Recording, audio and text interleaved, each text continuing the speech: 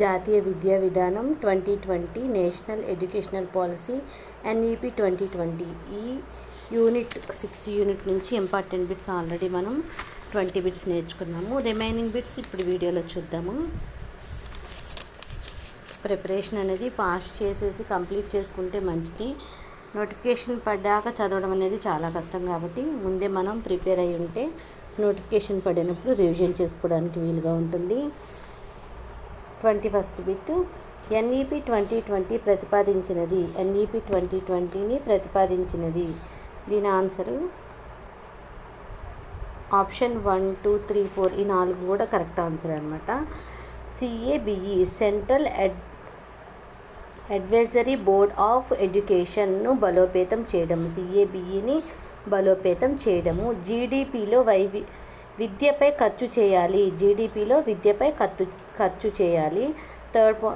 Third option కేంద్ర రాష్ట్ర స్థాయి సంస్థలు కలిసి పనిచేయాలి. కేంద్ర రాష్ట్ర స్థాయి సంస్థలు కలిసి పనిచేయాలి. ఫోర్త్ వన్ దాతృత్వ భావన గల విద్యా సేవా సంస్థలకు ప్రోత్సాహం అందించాలి. ఈ మధ్య క్వశ్చన్స్ అన్నీ కూడా పెద్దగానే ఉంటున్నాయి.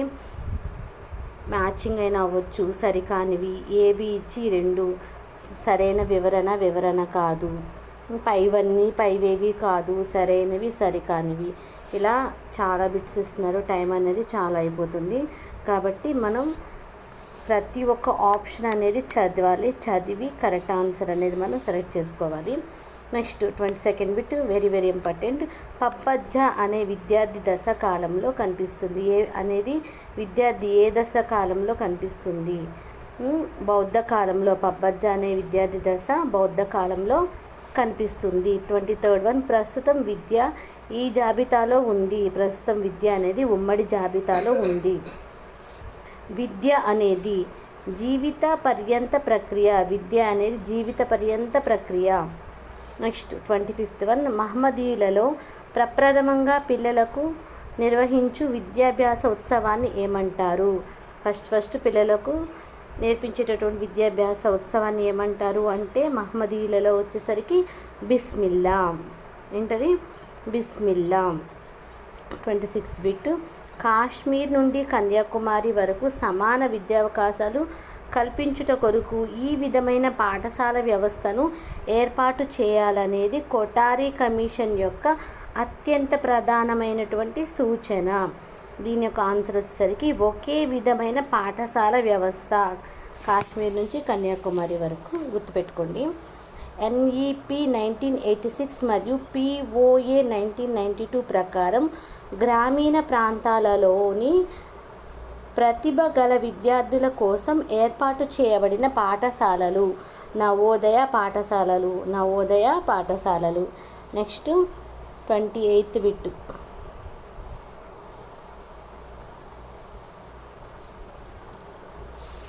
28th బిట్ 1958లో స్త్రీ విద్యపై ఏర్పాటు చేసిన జాతీయ కమిషన్ చైర్పర్సన్ ఎవరు? దుర్గాబాయ్ దేశ్ముఖ్. 29th వన్ ఈ రాజ్యాంగ సవరణ ద్వారా విద్యను ఉమ్మడి జాబితాలో చేర్చారు. విద్యను ఏ రాజ్యాంగ సవరణ ద్వారా ఉమ్మడి జాబితాలో చేర్చారు అంటే 42వ రాజ్యాంగ సవరణ ద్వారా. నెక్స్ట్ చూడండి. గురుకుల విద్య ఏ కాలం నాటిది?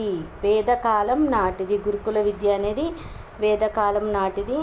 నెక్స్ట్ వన్ 1937లో ఏ ప్రాంతంలో గాంధీజీ బేసిక్ విద్యా విధానాన్ని ప్రవేశపెట్టారు? వార్దా. గుర్తుపెట్టుకోండి. పరిమిత అర్థంలో విద్య అనేది 3Rs.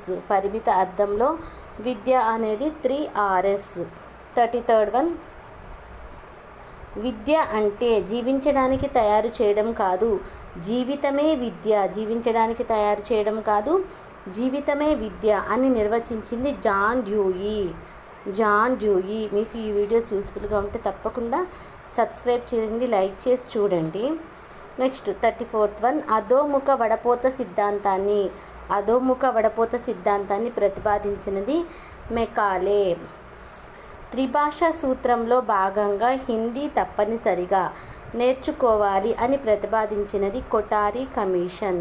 కొఠారి కమిషన్ త్రిభాషా సూత్రంలో భాగంగా హిందీ తప్పనిసరిగా నేర్చుకోవాలి అని ప్రతిపాదించినది Kothari commission. Next bit, Calcutta, Madras, బొంబాయిలలో విశ్వవిద్యాలయాల స్థాపన అనేది ఎప్పుడు జరిగిందంటే 1857. నెక్స్ట్ బిట్, ఈ కమిటీ సిఫార్సుల ఆధారంగా ప్రభుత్వం ప్రాథమిక పాఠశాలలను విస్తారంగా నెలకొల్పింది. ఏ కమిటీ? కొఠారి కమిషన్.